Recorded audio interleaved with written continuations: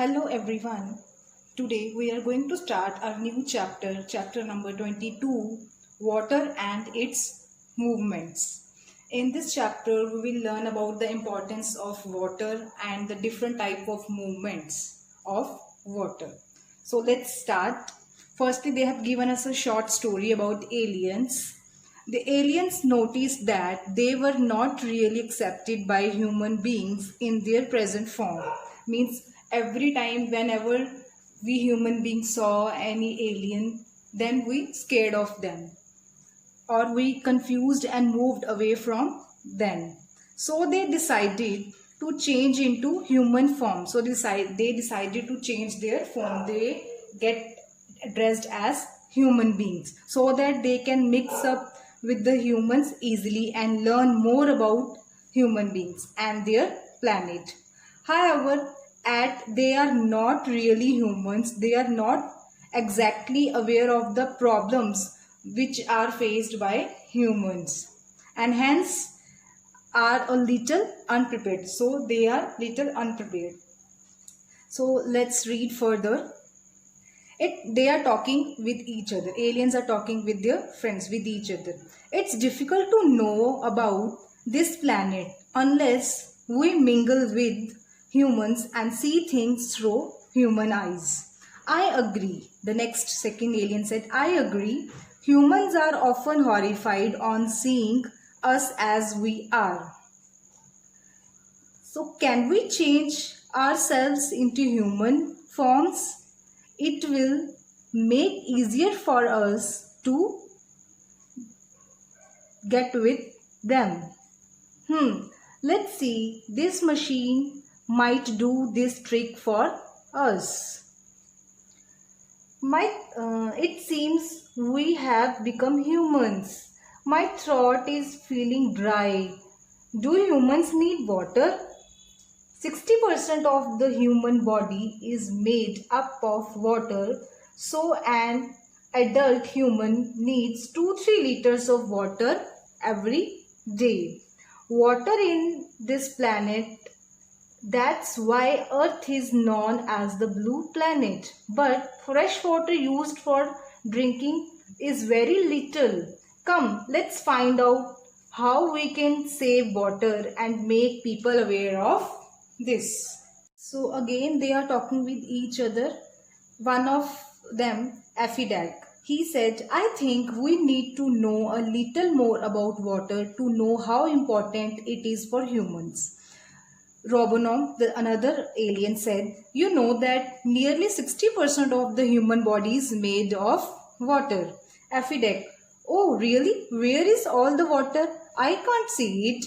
Robonom, human lungs are made of nearly 90% of water. Blood has about 82% water. Skin is composed of 80% of water. Brain has almost 70% water. Muscles have about 75% water. And even bones have nearly 22% water. Aphrodite, really? No wonder humans need to drink so much of water.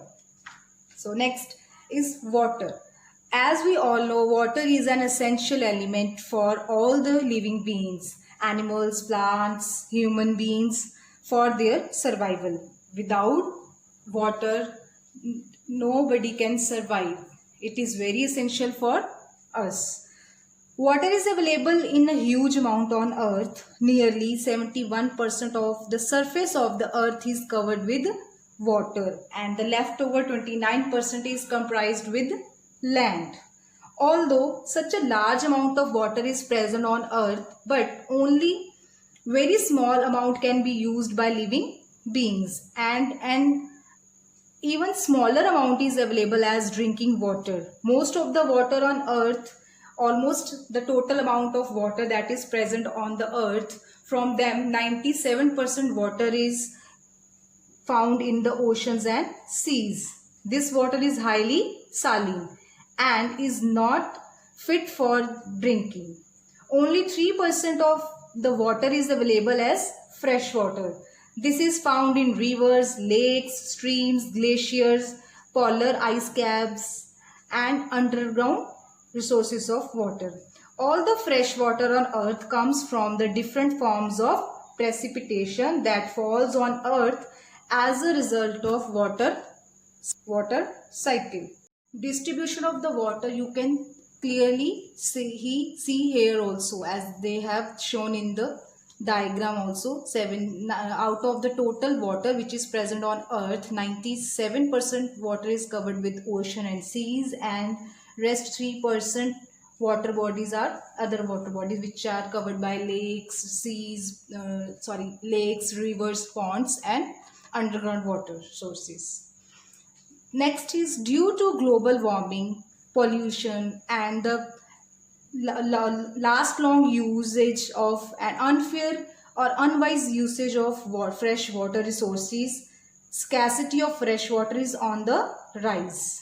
It means scarcity of water is increasing day by day. In fact, due to the shortage of and increasing demand of water has become a precious and endangered resource. All living beings depend on water. It is important for us to protect water by adopting some practices. So there are some ways by which we can prevent water. We can protect water resources.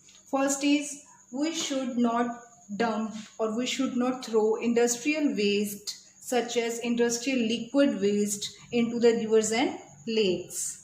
We should avoid dumping of garbage and sewage and immersion of idle painted with toxic colors into rivers and lakes.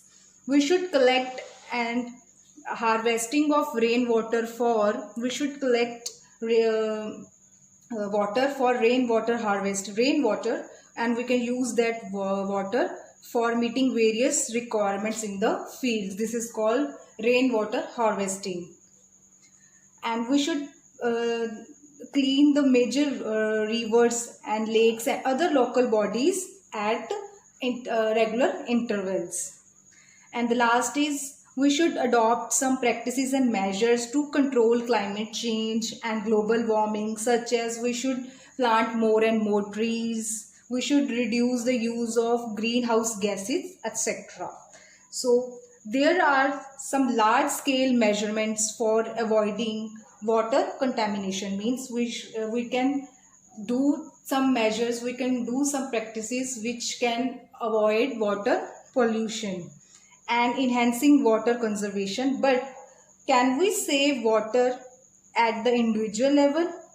If we examine our daily activities in which water is used, we can see where we are using more water than required. The chart below indicates a general trend of water usage by people in their daily routine. So you can see the chart which shows our daily routine, or which shows how much water we use for our daily purposes. For laundry, means for washing of clothes, we use 19% of water. Wash basin, 10% of water we use for hand wash and for other purposes. Kitchen sink, in the kitchen we are having a sink where we wash our utensils, 22% water is used there.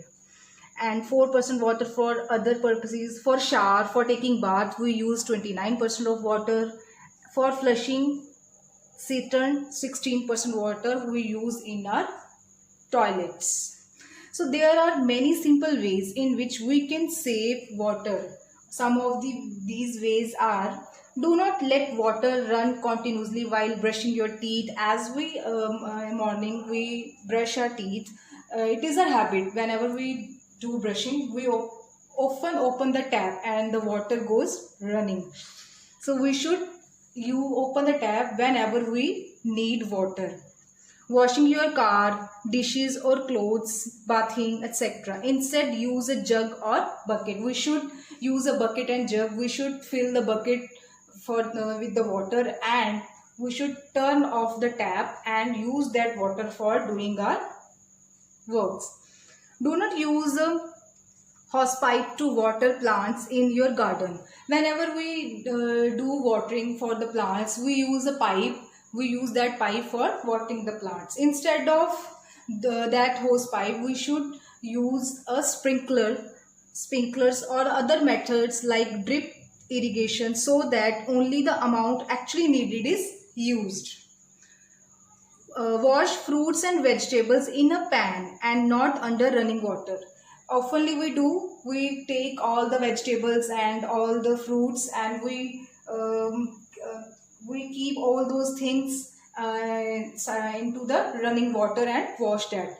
We can do one thing: we should put all the vegetables and fruits in a bucket, or we can say in a pan, and then we can wash it. We can fill that pan with water and we can wash our fruits and vegetables.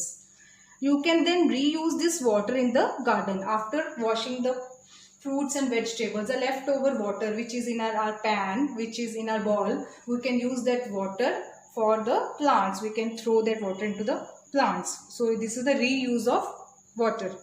Do not throw water obtained during the reserve osmosis process of water purification at home. Reuse it in the garden, kitchen or bathroom.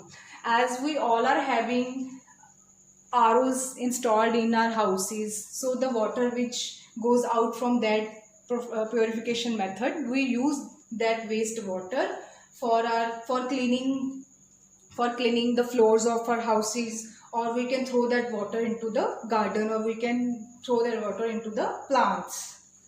Upgrade toilets with more water efficient ones. We should use those toilets in which we can use less water amount.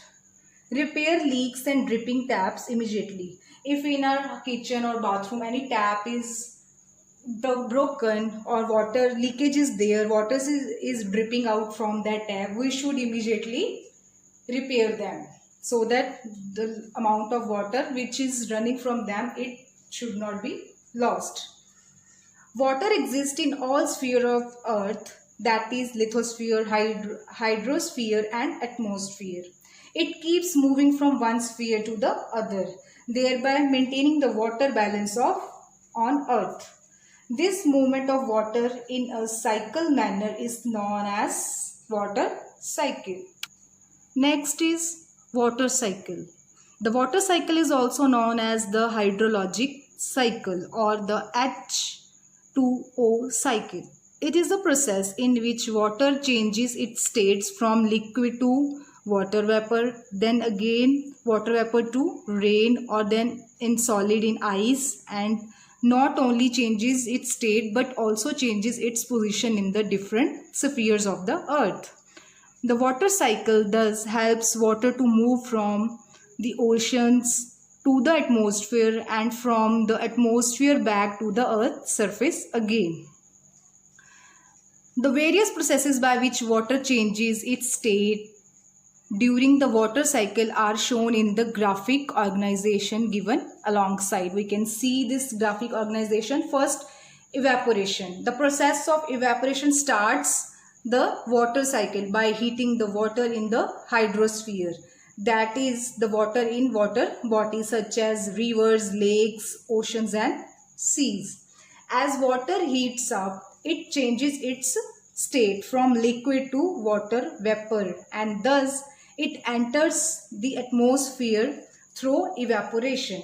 Plants and animals also contribute water vapor to the air through transpiration. As the water vapor rises in the atmosphere, it cools and condenses. So the next step is condensation, and condenses to form clouds. Through further condensation, this water vapor turns into water droplets. When the air is unable to hold the water droplets, they fall onto the earth's surface in the form of rain, hail, snow, etc. This is known as precipitation. Thus, water that reaches the atmosphere from the hydrosphere reaches back to the lithosphere. So, same like this phenomena goes on, and this water cycle is working properly. So again, then the water which comes on the earth in the form of rainfall, it again went into the evaporation, then goes up in the form of water vapor, and then there, due to the process of condensation, it becomes water droplets, and again the precipitation happened, and then water again come in the form of rain, hail, snow, etc. So the water cycle goes on. So the next is ocean water circulation. Circulation of ocean water is a continuous process, and it is caused due to various factors. And these factors are effect of wind movement, gravitational pull of the sun and the moon, temperature variation in ocean water, variation in the density of water in water bodies, variation in the amount of salinity in ocean water. These factors are together responsible for the movement of water in the water bodies. As we all know, the water which is present in all the water bodies, oceans, seas, rivers, that water is not still, it moves. So these movements are due to these factors. On the basis of these factors, there are three types of movements in water bodies. First one is waves, and the second is tides, and the third is ocean currents. So first is waves. Wave is a common term used for the movement in water. On a larger scale, it is the rise and fall in water caused by the movement of wind on the surface of the ocean. So the at regular interval, the ocean water rises and falls, and that movement is called waves. The rise of the water makes a peak known as crest, and the fall of the wave is known as throw. So these are the names. When the water rises in the ocean, the water rises, that is called crest, and when the water falls down, the wave falls, that is known as throw. The distance between two successive crests or throws is known as wavelength. The wavelength of an ocean wave represents the intensity of the wave and the impact it can have on the shore or even on the vessels. Vessels, we can say ships sailing in the ocean. If the wave is high, then the amount of water it carries will be large. The waves which carries water, if the wave is high, then obviously that wave carries a large amount of water. Therefore, when a high wave reaches the shoreline or a ship, it is likely to strike with strongest force. Means it is very strong, it is very forceful. Next is tides. Tides are caused by the gravitational force of sun and moon and the rotation of the earth. The gravitational force of the sun is more powerful than that of the sun, as it is closer to the earth. Due to its gravitational force, the moon attracts the water on earth and causes tides on the seashores. There are times when the waves cover larger area on the shorelines. Such tides are known as high tides. However, when they cover the lowest part of the shorelines, they are known as low tides. The difference between a high tide and a low tide is called the tide range. So next is types of tides. There are three types of tides. The first one is diurnal tide, second is spring tide, and the third is neap tide. The tides may be higher or low according to the position of the sun and moon. The most common tide that can be seen every evening at the seashore is known as the diurnal tide. Diurnal tide occurs due to the rotation of the earth. When the earth rotates on its axis, every point on the earth's surface faces the moon roughly after every 12 hours. Therefore, diurnal tide occurs once after every 12 hours.